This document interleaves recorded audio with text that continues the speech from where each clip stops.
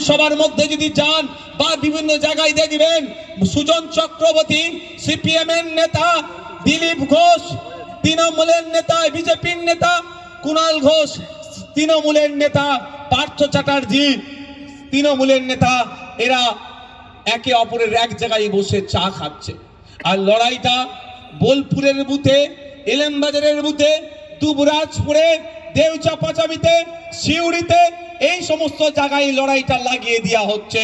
আমার বলার বক্তব্য আপনাদের, অনেক লড়াই হয়েছে, লড়াই লড়াই লড়াই চাই, লড়াই করে বাঁচতে চাই। অনেক বলেছে, আমি এর বিরোধিতা করব না, কিন্তু এবার আপনার আমাকে বলতে হবে নেতাই নেতাই লড়াই চাই, জনগণ এবার দেখতে চাই। নেতাই নেতাই লড়াই চাই, জনগণ এবার দেখতে চাই। আমরা কোনোদিন দেখিনি মমতা ব্যানার্জি আর শুভেন্দু অধিকারী হাতে হাতে লড়াই করছে। আমরা কোনোদিন দেখিনি মোহাম্মদ সেলিমের সাথে, সেলিম সাহেবের সাথে অভিষেক বাবু হাতে হাতে লড়াই করছে। আমরা কোনোদিন দেখিনি অধীর রঞ্জন চৌধুরীর সাথে পার্থ চ্যাটার্জি হাতে হাতে লড়াই করছে। আমরা কোনোদিন দেখিনি এই পার্টির রাজ্য স্তরের লিডাররা নিজেদের মধ্যে লড়াইয়ে জড়িয়ে পড়েছে। আমরা কি দেখেছি? মিডিয়ার মাধ্যমে, মাইকের মাধ্যমে তারা লড়াই করছে।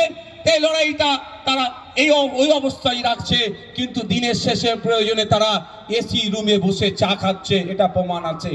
আর আমরা বুথের মানুষ, চর্বি আমাদের বেশি, আমাদের চর্বি বেশি, আমরা মারামারি করে ধ্বংস হয়ে যাচ্ছি। বক্তব্য এখন দেখো, প্রথম ভাদু শেখকে খুন করলো, তারপরে 11 জনকে খুন হলো, তারপরে কি দেখলাম আনারুল শেখ অ্যারেস্ট হলো, আবার সিবিআই হেফাজতে একটা শেখ মারা গেল। চর্বি বেশি নয় ভাই আমাদের? আর মমতা ব্যানার্জি এসে কি বলে দিল, আনারুল শেখ যদি পুলিশটাকে না আটকাতো তাহলে এই ঘটনা ঘটতো না। তার মানে সব দোষ আনারুলের, তাই তো? আপনাদের বলুন, ক্ষমতা আছে আনারুল কেন 14 পুলিশে? যদি পিছনে অদৃশ্য কোনো না হাত থাকে, আনারুলের কথা পুলিশ শুনবে? সেই অদৃশ্য হাত আজকে গায়েব হয়ে গেল। তাই আমি আমার এই মাইকের আওয়াজের মাধ্যমে আমি সতর্ক করে দিতে চাই যে আপনারা পাড়ার 4 আনার নেতা। আমার কাছে খবর আছে আমাদের অনেক লোককে আজকে আসতে দেওয়া হয়নি। আমি সতর্ক করে দিতে চাই, আপনারা পাড়ার 4 আনার নেতা, আপনারা গাড্ডাই পড়লে আপনাদের দলের পাশে দল থাকবে না। কারণ আপনি একটা মাত্র পাড়ার 4 আনার নেতা।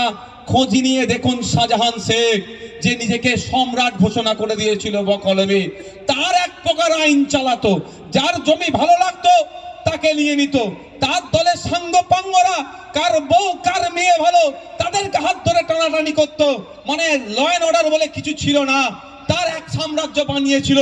সে বেটাও আইনের বিরুদ্ধে কাজ করেছিল, সংবিধানের বিরুদ্ধে কাজ করেছিল বলে আজকে সেও জেলের ভাত খাচ্ছে। সে 3-4টে বিধানসভাকে কন্ট্রোল করত, সে আজকে জেলের ভাত খাচ্ছে। তার পাশে কিন্তু দল দাঁড়ায়নি। তাই আপনি পাড়ার 4 আনার নেতা, আপনি একটু মাথায় রাখবেন, আপনার এলাকার বাক্য কিন্তু তিহার জেলের ভাত খাইয়েছে, তখন কোনো রাজ্যের নেতারাও কিন্তু তার মেয়ের সাথেও যোগাযোগ করেনি, পরে মেয়েকে গ্রেফতার করেছে পরিবারের সাথে। আমার বলার বক্তব্য এটাই, দাদা দিদির কথা শুনে অন্যায় করে ফেলবেন না, সামলাতে আপনাকেই হবে। কারণ আইএসএফ পার্টি মারপিটের কথা বলেনি, কিন্তু পেনের খোঁচা দেওয়ার কথা বারবার বলে। এমন পেনের খোঁচা দিয়েছি, অনেক লোক এখন কোর্ট আর বাড়ি করছে, অনেক পুলিশ অফিসারও কিন্তু কোর্ট আর বাড়ি করছে। এই ধরনের ঘটনা বলেছে পুলিশ অফিসার, ভাই হয় তুই শাস্তির ব্যবস্থা করে দে আমার ছেলেদেরকে ডেকে, হয় শাস্তি হয়ে যাক, কিন্তু এখন যে জায়গায় ঝুলিয়ে রেখেছি সেটা আমি সহ্য করতে পারছি না। মানে বুঝতে পেরেছেন? না শাস্তি হয়েছে আর না কিলিঞ্চি, ঠিক মধ্যখানে ঝুলিয়ে দেওয়া হয়েছে আইনের মাধ্যমে। তো কথা হচ্ছে, আমি যেমন মারপিট করতে বারণ করি, ঠিক কথা, পেনের খোঁচা দিতে কিন্তু আমি ছাড়ি না। তা আমি অনুরোধ করছি 4 আনার তৃণমূলের ওই সমস্ত নেতাদেরকে, যে আপনার দাদা দিদির কথা শুনে আপনারা হই হই করবেন না। ফাঁদে পড়লে দাদা দিদি আপনাকে বাঁচাতে আসবে না, এটা আমি বলে যাই আজকে। আর আমার সাথে লাগা রাখে এখান থেকে যারা এই বোলপুর বিধানসভার যিনি বিধায়ক আছেন, মন্ত্রী, ওনার কাছ থেকে আমি বলবো তৃণমূলের 4 আনার নেতাদেরকে জিজ্ঞাসা করতে, যে ওনাকে আমি বিধানসভায় কিভাবে প্রশ্ন করি বা আমার বিধানসভায় পারফরমেন্স কি উনি ভালো জানে, ওনাকে সঠিক বলতে বলুন। নালে টিভিটা চালু করতে বলুন বিধানসভা। আমি ব্যক্তিগত কাউকে আক্রমণে যাইনি, কোনোদিন যাবো না, কিন্তু অন্যায়ের বিরুদ্ধে আমি চুপ করে থাকতে পারবো না। তাই বন্ধুগণ, আমি অনুরোধ করছি আপনাদের, মারামারি হিংসাতে জড়াবেন না, ক্ষতি আপনার হবে, আপনার ক্ষতি হবে, এর বাইরে কিচ্ছু হবে না। সন্ধ্যাবেলা টিভির সামনে বসবে বেটা নেতাগুলো, বসে বলবে এটা উচিত ছিল না, ওটা উচিত ছিল না, এটা নয় ওটা নয় করে ছেড়ে দেবে। কিন্তু যার গেল, হ্যাঁ, যার গেল তার গেল।